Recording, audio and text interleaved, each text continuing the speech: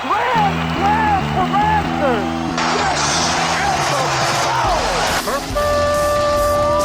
It's time for Blessed to Play on EWTN Radio, uncovering the role that faith plays in the lives of sports professionals from around the country.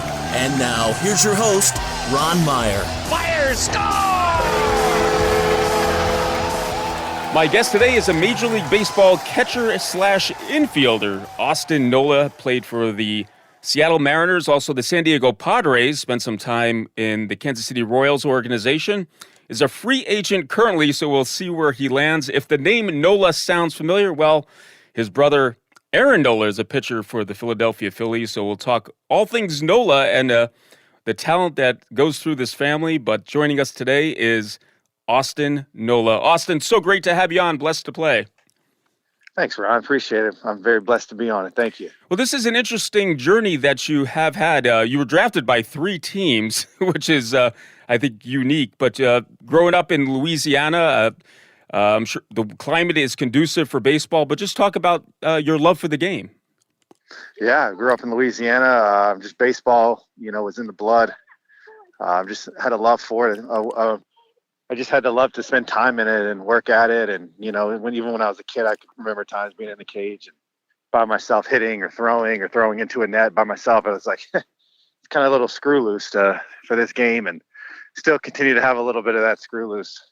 So you attended Catholic high school, and you had to make a decision, right? So you were drafted by the Colorado Rockies out of high school in 2008. You declined their offer, and instead you committed to play college for LSU, a storied program right there in Louisiana, a number of World Series championships. Tell us why you went to go play for the Tigers. I grew up right down the street. I grew up going to those baseball games, especially whenever it was in the 90s when the LSU was winning every national championship, it felt like. It was like a matter of a time, basically. I know I'm going to go play there. And when Major Leagues came calling, it didn't even cross my mind to go, to the draft. It was kind of like a favor they did. The Colorado Rockies had a good relationship with the scout, and he said, "You know what? We're going to draft you." And he knew I wasn't going to go play, professional baseball. Yeah. So I was going to start my career right down the street, and the rest is history. 4 years, I spent every bit of time I could on that campus. Yeah, so pro baseball was really dangling a carrot. In fact, you were drafted your junior year in 2011, this time by the Toronto Blue Jays, and you declined their offer and decided to finish your college career. Tell us why. Yeah, so that my junior year when I was going to the draft, my brother got drafted as well by the Toronto Blue Jays out of high school. So we kind of had this, like, what do we do type attitude. Me and him kind of conversated a little bit, and I think we both want to go to LSU. And I had one more year. I could come back for my senior year, so we decided to both go to LSU and play that 1 year together right down the street from home. Blessed to Play, Ron Meyer chatting today with Austin Nola, Major League Baseball player, played for Seattle Mariners, San Diego Padres. And Austin, let's talk about going to Omaha. Actually, you played professional baseball in Omaha, but let's talk about the amateur version because it was a special time for you and the LSU Tigers your junior year, I believe in 2009, where you won the College World Series championship. What a great achievement, but just talk about winning that championship. Yeah, it was actually freshman year, so it was my first year I got there to LSU. We won it in 2009, and it's like I never thought I would do it that first year. I mean, I knew we had a great team, but to win it your first year, you're like, what else is there left to do in college? Mm-hmm. 3 more years after that, and then it doesn't get any better than winning the national championship your first year. So, yeah, we win. I don't think we didn't lose a game. We lost one in the championship series against Texas, but we ended up pulling it out, and it's one of the best memories of my life, that College World Series. Yeah. Now, you were drafted by the Miami Marlins. They selected you in the 5th round of the 2012 Major League Baseball draft, and you elected this time, Austin, to sign a contract with them. But I want to ask you just about having 2 Nolas playing Major League Baseball. What do you think it is? A little bit of genetics? Is it the mental game? Is it the way your parents raise you to be achieve a certain level of competition? What is your take on it being part of a tandem that made it to the major leagues? Oh, yeah, we looked at it, me and Aaron, we'll talk about it at times. And it's like, how did it happen? I don't know. We just both had a love for the game, and I knew he was a special talent. I knew that he had some type of special ability, but I kind of always pushed it a little bit. And that was, that might be something. I don't know. I have no clue. By the grace of God, I guess. Yeah, it's really tremendous. I mean, what is the chances of one person making it to the major league? I think below 1%. So the odds definitely are astonishing that both of you as brothers could make it to the major leagues. All right, so you're in the Miami Marlins organization. You play AAA New Orleans. You went through the Arizona Fall League. So you got a little taste of minor league baseball, playing A-ball, bus rides, all that good stuff, playing every day. Just talk about that transition as a young man going from playing Division I baseball and now being a pro. Extremely hard. It was going from LSU where, everything's laid out on a platter for you. I mean, you have everything you need. I mean, you're always getting taken care of. You're sleeping in your own bed. And going to pro ball was like, whoa, this is a major change. It honestly shocked me enough to where I was like, do I even want to do this anymore? I had so many other opportunities back in, at LSU graduating, and the people you meet, it's like, do I want to go and, pursue this dream? And I mean, it's been a fun one. It's been really, really difficult, but a lot of fun. Yeah, so you stuck with the process and you got a chance to play pro ball, obviously, and then you signed a minor league contract with the Seattle Mariners. I think this was in 2018. You opened the season in AAA Tacoma.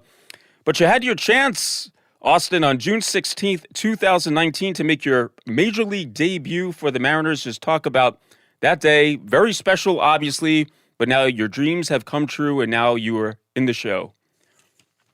Yeah, it was 8 years, I think, in the minor leagues, 7.5 years. And I didn't know if I was ever going to make it or get to that point. But, I mean, me and my wife we kind of decided, let's go and enjoy this thing. This is in the minor leagues. And we kind of freed ourselves up to just go play baseball and have fun. And then, as soon as we did that, the call came, and it was Father's Day on June 16th. And I mean, what an amazing journey.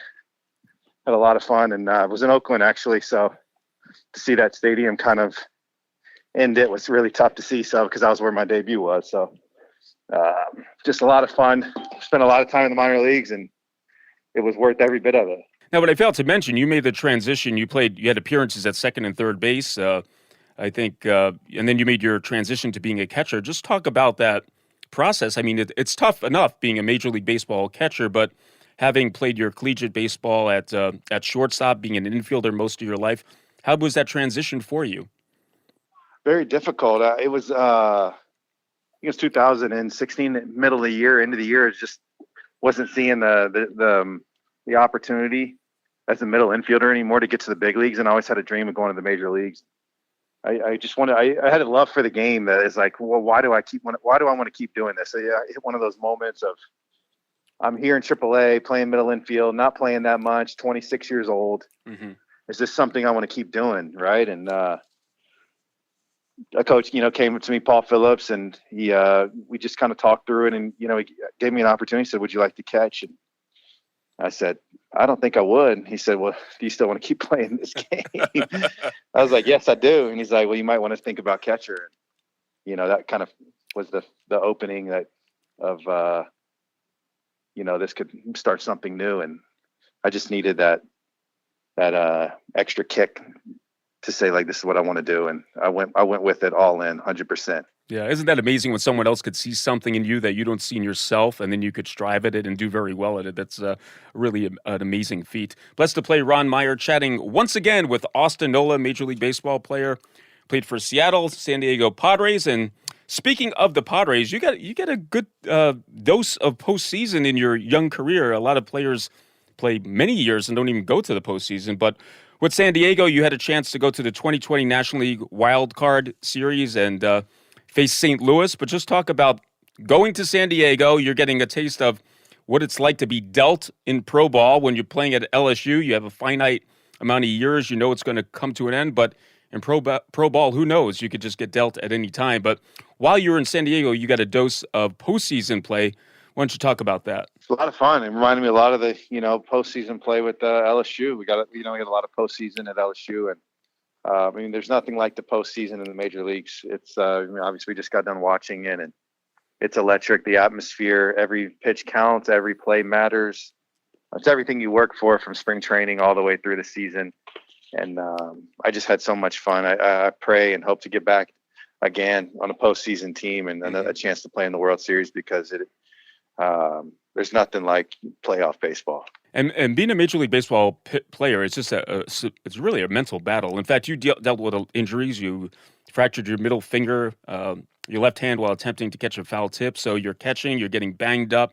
Just talk about that mental perseverance that's needed day in and day out. Yeah, so injuries can always be a tough one. It's easier to show up when you're feeling good, but it's when you're not feeling good. It's when things are not going well. It's the hardest times to continue to show up. And it definitely forges a mental path within your mind. It plays mind games with you when you're injured, but that's when you really see the striving is like, okay, if I can make it through the injury and, make it to the other side, I got something there. And that's what I'm gonna keep doing. I just continue to battle with them. And at the end of the day, the older you get, it's going to happen. You just got to keep showing up, doing your job and having fun. And that's all I'm trying to do. So let me ask you this. I mean, everyone at the Major League Baseball level has talent, obviously, the best in the world. But how much is that mental side of the game once you make it there to actually stay there? Extremely difficult. Yeah, it's all mental, I would say. I mean, everybody's got great talent. I mean, from AAA, AA. I mean, you just look at professional. I mean, the players, the size, the speed, the talent is getting better and better every single year. And kids are specializing in it at a younger age. And I mean, the talent level that they're coming in with is off the charts. Mm-hmm. So it's all mental once you get there. It's very hard to stay. And but man, very, very rewarding. I mean, to play at the highest level with the best players, you really see what you're made of. One thing I want to touch on is a special time for you and also your brother Aaron was during Game 2 of the 2022 National League Championship Series, when you became the first pair of brothers in Major League Baseball postseason history to face each other as pitcher and batter. Talk about that. That had to be a very special time for both of you. Yeah, it was. We had so much fun. Me and Aaron, it was a blast. My parents weren't the biggest. They didn't really like it very much. My wife, and it was a lot of. I think they felt a lot of mixed emotions, but it was so much fun for us. Me and Aaron, just the competitive side. We always loved competing against each other. I mean, we've been doing that since we were 5 years old. So I had so much fun. It's something I'll never forget, facing him and just playing that game and watching him from the dugout and then getting to step on the on-deck circle and walking into the circle. Just looking out at him on the Major League mound was pretty phenomenal. Something I'll never forget. Did he buzz you high and tight with the first pitch or no? Never would. I tried to get him to. He wouldn't do it. And I don't know this. What was the result of the at-bat? I ended up getting a hit off of him. I got an RBI single off of him. Yeah, he never gave a homer to me, so I guess we can call it even. Well, brothers bragging rights for sure. All right, we're going to take a break. On the other side, we're going to talk to Austin Nola about his life of faith when Blessed to Play returns right after this.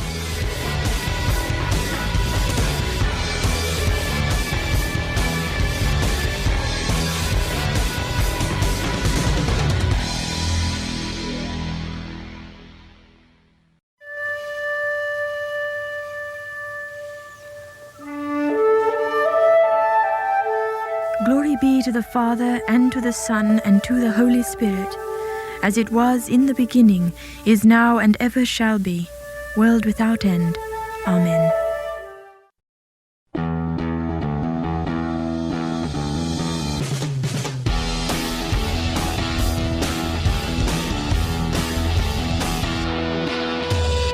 Welcome back to Blessed to Play. Ron Meyer joined today by Austin Nola, a Major League Baseball player, played for Seattle Mariners, San Diego Padres. He's currently a free agent, so we'll see where he lands. And we talked about his talent as a baseball player in the first half of the show. But one thing that people don't know about Austin is his life of faith and why it's so important to him. He grew up, went to Catholic high school in Louisiana, was raised Catholic. But Austin, there had to be a time when the Catholic faith and your faith in God became a very important part of your life. Tell us how that came to fruition.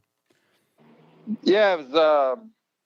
I went to Catholic schools growing up, all the way from pre-K through 12th grade. It was ingrained in me, and I'm very thankful for my parents and all the support, people of faith in my family and around the family, friends that, really pushed me to stay in it, to stay with my faith, and, just give yourself a chance for God to call you. And that's what they helped me out, was just gave me a chance, even through the ups and downs, and through the times where, when you're going to Catholic schools, at times you feel like it's being forced on you or pushed on you, and you're like, I'll never, go to church when I don't have to do it, right? Because your parents are always, you got to be up for church. We're going at 8:00 in the morning, and you're fighting them, So you just, by the grace of God and by the, good people and around me, kept pushing me to, keep going to mass. And we all know that, through the Catholic faith, the mass is the way to Jesus Christ. And it's been an amazing journey. He just continues to pull me through his body and blood. And especially my connection with the Blessed Mother and the Rosary it's just been an amazing journey. Yeah, and I know you do holy hours, and you have a friend of yours who is another professional baseball player that you go to church with, and you kind of talk about the faith and sharpen each other. I would think it would be tempting. You have a lot of access now. You're making money. You're a Major League Baseball player, to get so distracted where faith is put on the back burner, but you seem to keep it on the front burner as something that's very important to you. Is that a constant thing you try to do daily to get that priority straight? Yes, I think a lot of it is letting go of the control. I think we talk a lot as baseball players of letting go, of letting the game come to you, trusting in your ability, trusting your eyes, trusting, what your work. And I think a lot of that is, we've been put through a lot coming to this point now, and you have to just let go a little bit. And I know that was the biggest thing for me, is let the distractions come in, mess up, let the Lord have, give you mercy, because you learn way better than always trying to be perfect. Mm-hmm. And I think that's the biggest thing about, this job that we have and continue to keep the faith is, giving yourself a chance to mess up, to be distracted, to fall a little bit, because you start to realize the grace and the mercy of God, and that we're not meant to be perfect here. We're not meant to do everything exactly right. Mm-hmm. And I think that's the biggest thing about keeping the faith, is actually letting go of control and giving him the reins and accepting his will for us. In some days that might be messing up, and realizing his mercy. Yeah, that's a great way of putting it, because we're not really acting out a script. It's not something that we're doing like I'm just acting something out because that's the way I'm supposed to be. It's something that comes from the heart, and you grow and mature like you do when you're a boy to an adult. You grow and mature in the spiritual life as well. And let's talk about that, because I know some of your practices just to keep solid in your spirituality are something that you do daily. Maybe you could share some of those things that help you grow spiritually and keep you grounded. Yeah, the Rosary has been kind of my main staple. Praying the Rosary once a day. I feel like that is such a spiritual act, the meditative state, a chance to really fight off the distractions, because it's a way that you can get into that, 15 to 20 minutes of prayer and not be distracted, because there's going to be distractions when you walk away from the Rosary and walk away from that holy hour and that time you spend with God. But it's a spiritual practice that has really helped me a lot. And then taking time to read the Bible a little bit in the morning. I always like to pair those two together, the Rosary and the Bible. And then I started doing fasting middle of the week and going to mass on the day of fasting. So those practices really strengthen, the resolve to stay in it, to trust in God, let him take care, especially when it gets hard, is a little bit of self-denial, self-control, and trusting in him and accepting his will, and having a little bit of pain. It always helps, for me at least. Blessed to play Ron Meyer. We're chatting today with Austin Nola, Major League Baseball player with the likes of Seattle Mariners, San Diego Padres.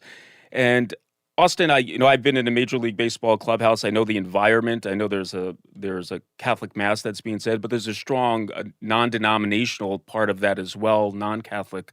But how do you remain strong in your Catholic faith with all the other elements of the other Christian faiths being pushed on the Major League Baseball players?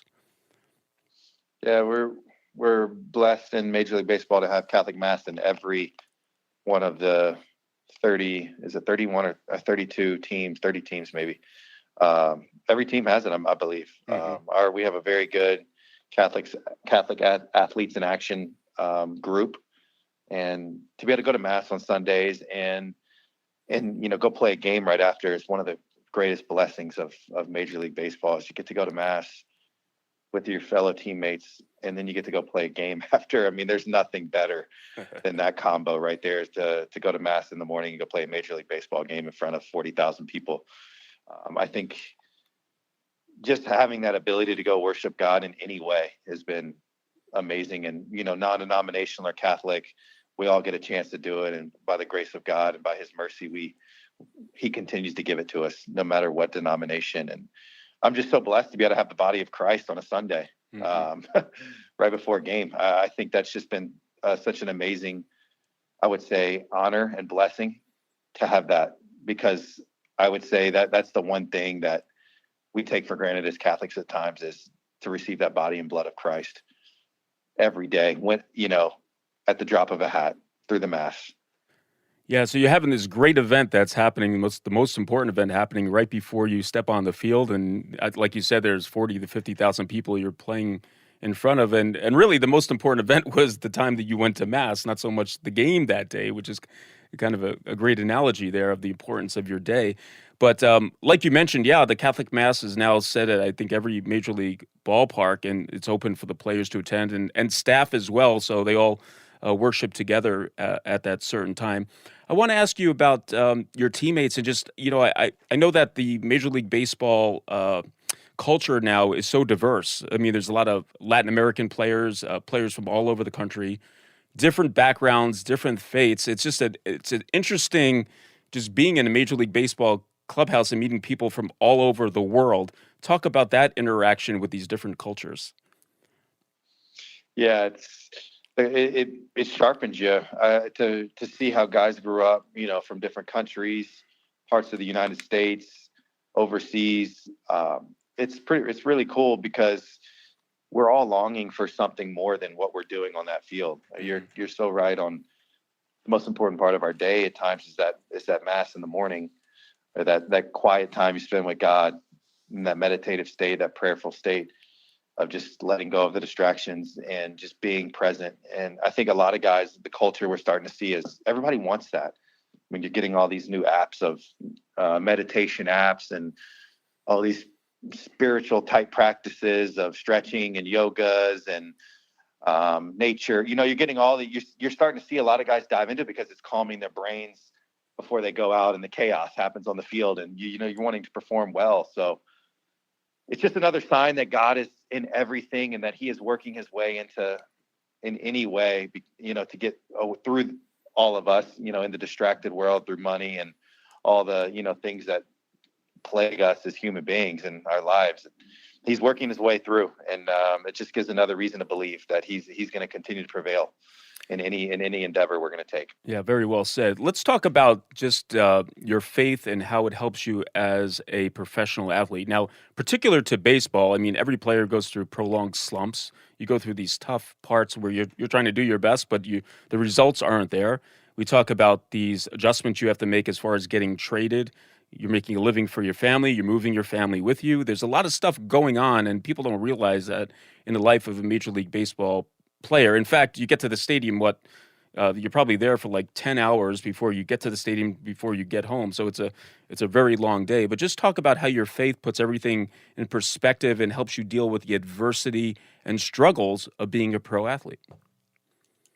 Yeah, family. The toughest part with faith is having your family and putting them through such struggle on the road and ups and downs of the game, of not knowing where you're going to be. I would say that's been the hardest part, with faith. But me and my wife, we made a pact, that we're always going to continue to take our children and go to Mass every Sunday, and continue to keep our faith, no matter what the score is, no matter where we're at. There will always be a Mass. There's always a church. we can always go to, and we will always ground our family in our faith, no matter what, no matter where we're at. We can be anywhere in the world. Mm-hmm. And that's a priority, and that's important. And I know God prevails through that. That's a element of trust and faith it can never be taken away. You can go over 100, but there will always be a mass on Sunday. There'll always be a time to take your family to mass and practice those values that the Lord has put in front of us. Have you had a spiritual mentor in your life that you could share that has been instrumental in your growth spiritually? Yes, I've had several good priests and a good family friend back home in Louisiana that, really helped a lot with, spirituality and learning how to show up every day with the rosary, with going to mass, receiving the body of Christ, talking about and reading in the Bible and reading through some of the parts that are harder to understand. And he's been very instrumental. Brent Honore, it's Aaron's godfather, very good family friend, and had a lot of tough experiences, life experiences, but has prevailed in his faith and really shared it with the world and shared it with those around him, and very blessed to have him in my life. Yeah, well, that's great stuff to have a mentor and someone who could inspire you. We all need to be inspired at different parts of our life. Well, Austin Nola has been our guest. Major League Baseball player, very talented, comes from a talented family. You mentioned his brother Aaron playing for Philadelphia, and he's continuing on in his pro baseball career. He's a free agent right now. We'll see where he lands, so we wish you all the best with that, Austin. And thanks so much for sharing your life of faith and a little bit about your career right here on Blessed to Play. Thanks, Ron. I really appreciate having me on. Hey, Blessed to Play fans, check us out on the web at www.blessedtoplay.com. That's blessed2play.com. You can like us on Facebook. Hit us up on the platform X at Blessed to Play. For Austin Nola, I'm Ron Meyer. Thanks so much for joining us right here on Blessed to Play. You've been listening to Blessed to Play with host Ron Meyer on the EWTN Global Catholic Network. If you have a question or comment about today's show, feel free to email us at info@blessedtoplay.com. That's blessed, 2, play.com. You can also connect with the show on the web at www.blessedtoplay.com. Again, that's blessed, 2, play.com. Join us again next time for Blessed to Play on the EWTN Global Catholic Network.